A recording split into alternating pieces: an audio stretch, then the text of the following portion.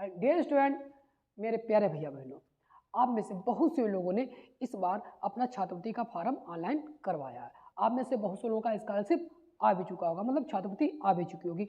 लेकिन अभी भी बहुत से लोगों को अपनी छात्रवृत्ति आने का इंतजार है। उसमें से कुछ ऐसे भी लोग होंगे, मतलब कुछ हमारे ऐसे भी भैया या बहन होगी जिनका छात्रवृत्ति का डाटा सस्पेक्ट में चला गया, या यूं कहें इस प्रकार की समस्या आ रही होगी। Pending at district scholarship committee, ये तो आ ही रही होगी। साथ में आप में से बहुत से लोगों की दो लाइन है, ये देखिए, संबंधित विश्वविद्यालय एवं एफिलिएटिंग एजेंसी द्वारा संस्था की मान्यता पाठ्यक्रम का वर्ष एवं अध्ययनरत वर्गवार वास्तविक छात्र संख्या की प्रमाणिकता को डिजिटल हस्ताक्षर से ऑनलाइन सत्यापित नहीं किया गया है। अधिकतर लोगों का भैया इतनी चीज आ रही है, सत्यापित नहीं किया गया है। तो जिन लोगों का सत्यापित नहीं किया गया है, ये आ रहा है, तो इसका मतलब है आपका छात्रवृत्ति आने के चांस बहुत कम है।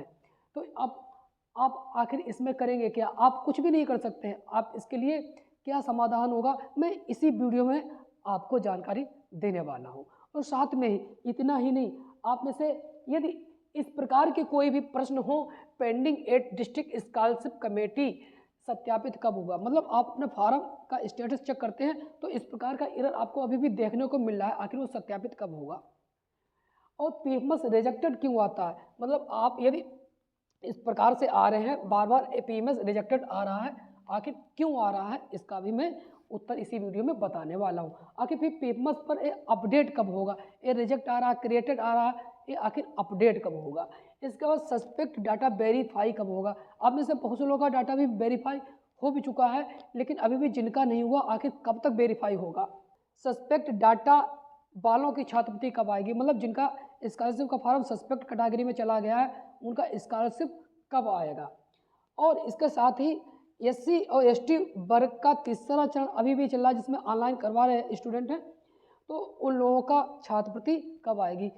इस प्रकार के प्रश्न आपके दिमाग में आ रहे हैं तो ये वीडियो है आपके लिए। ये जी हाँ, मैं हूँ विवेक वर्मा और आप देख रहे हैं आपका अपना यूट्यूब चैनल BMIC एजुकेशन गुरु। चैनल पर नए हैं तो प्लीज चैनल को सब्सक्राइब कर लीजिएगा और बेल आइकन प्रेस कर लीजिएगा। जिन लोगों का इस प्रकार का एरर आ रहा है कि ऑनलाइन फॉर्म आपका जो है वो सत्यापित नहीं किया गया, उसके लिए क्या किया जाएगा। उसके लिए देखिए, एक हमारे पास भैया नोटिफिकेशन आया है, इस प्रकार से है।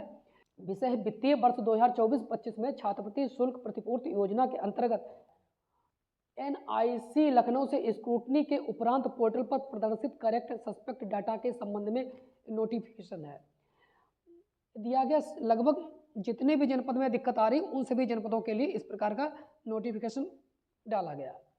तो ये समाज कल्याण विभाग के लिए है। कृपया उपर्युक्त विषय कार्यालय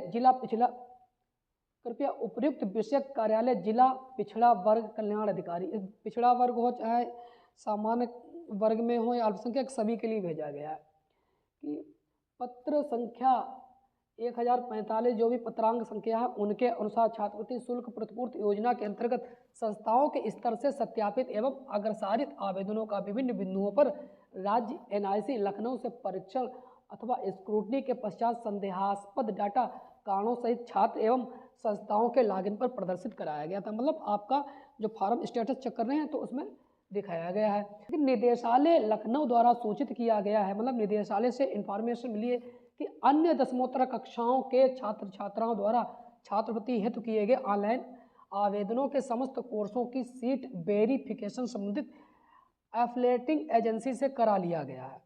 मतलब उक्त के संबंध में ये स्पष्ट हुआ कि बहुत सारे जनपदों की अधिकांश जो संस्थाएं हैं उसमें संचालित कोर्सों की सीट का अभी भी वेरिफिकेशन उन एफिलिएटिंग एजेंसी से नहीं हुआ है।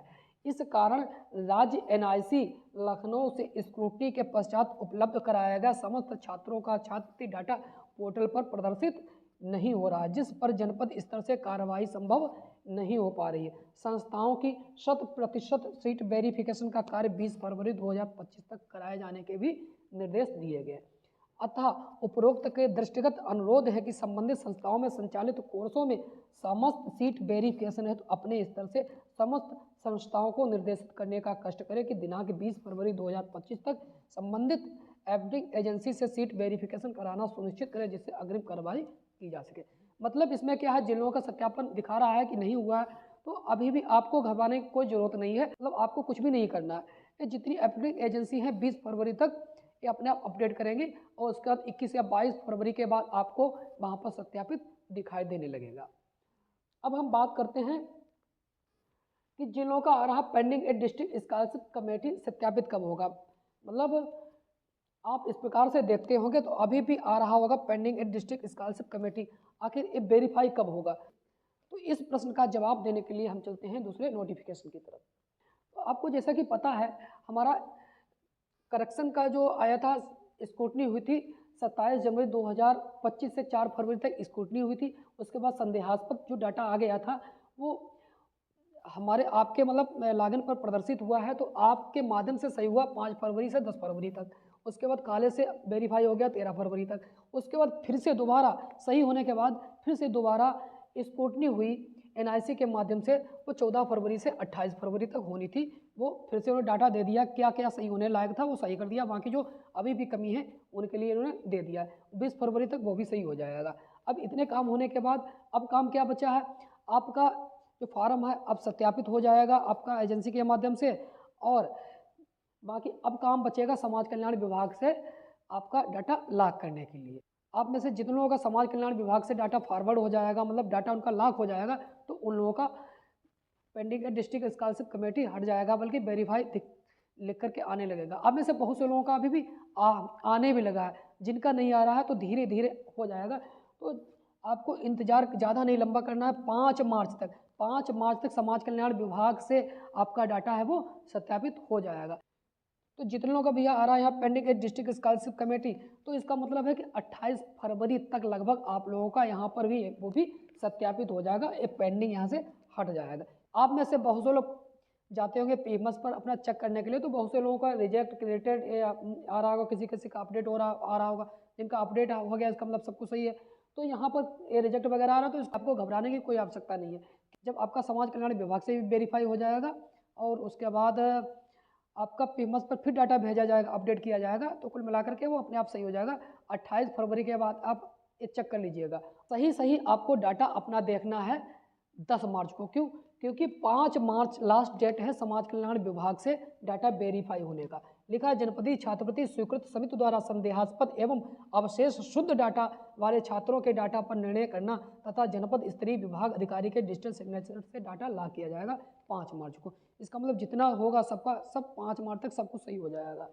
इसके बाद मांग सर्जन का मतलब ये होता है कि पीएमएस पर अब पूरी सही से जानकारी उपलब्ध कराई जाएगी। तो भैया मांग सर्जन होगा जनपद स्तरीय विभागीय अधिकारी के डिजिटल सिग्नेचर से लॉक डाटा के आधार पर एनआईसी की राज्य इकाई से मांग सर्जन कराना। मतलब आपका पीएमएस के पोर्टल पर डाटा उपलब्ध कराया जाना कब है? 10 मार्च को। 10 मार्च को आपका जिन लोगों का छात्रवृत्ति आना है तो 10 मार्च को आपका पीएमएस पर फिर सभी का अपडेट दिखाई देने लगेगा। इसलिए 10 मार्च के बाद ही आप अपना पीएमएस चेक करिएगा, और बाकी आप सभी लोगों का भाई 20 मार्च तक सभी का स्कॉलरशिप आ भी जाएगा। क्योंकि लिखा धनराशि का अंतरण जनपद स्तरीय विभागीय अधिकारी के डिजिटल सिग्नेचर से लॉक डाटा वाले छात्रों को पीएमएस सिस्टम के माध्यम से आधार सीडेड या एनपीसीआई से मैप्ड बैंक खातों में धनराशि अंतरित किया जाना। मतलब 20 मार्च को आप सभी लोगों का छात्रवृत्ति आ जाएगा, चाहे आप एससी कैटेगरी में, ओबीसी हो, माइनॉरिटी हो, जनरल कोई भी, सभी का 20 मार्च को पैसा डाल दिया जाएगा। अब हम बात कर लेते हैं एससी कैटेगरी के वो छात्र जो अपने तीसरे स्टेप में अपना फॉर्म ऑनलाइन करवा रहे हैं, तो उनका स्कॉलरशिप कब आएगा। तो छात्र जो भी हैं वो रजिस्ट्रेशन अभी भी कर सकते हैं। जैसे मान लीजिए आप में से बहुत से लोग ऐसे होंगे जिन्होंने बीटीसी में अपना अप्लाई किया होगा, जिनका अभी लास्ट जनवरी से ही काउंसलिंग वगैरह हो पाई है, तो अभी भी वो छात्रवृत्ति अपना ऑनलाइन कर सकते हैं एससी और एसटी कैटेगरी के। तो 28 मार्च तक आपका रजिस्ट्रेशन हो जाएगा भाई। छात्र अपने माध्यम से 31 मार्च तक ऑनलाइन कर सकते हैं और उसके बाद फाइनल प्रिंट निकाल सकते हैं 5 अप्रैल तक। आपका डाटा सस्पेक्ट में नहीं जाएगा। यदि आपने गलत कर दिया है तो आपका स्कॉलरशिप नहीं आएगा, कमी आप में नहीं दिखाई जाएगी।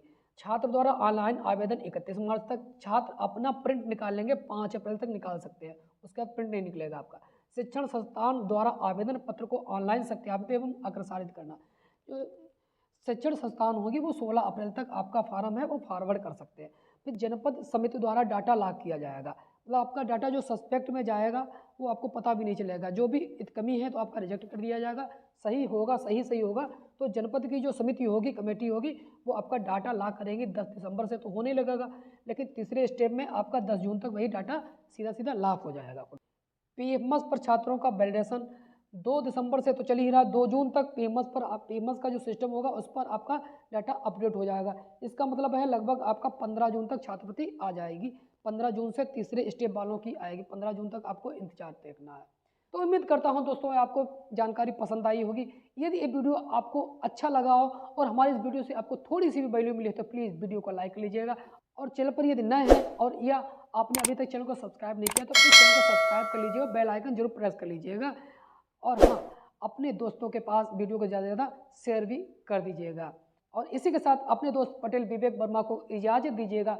फिर मिलते हैं किसी नए वीडियो और नए टॉपिक में। तब तक के लिए जय हिंद, वंदे मातरम।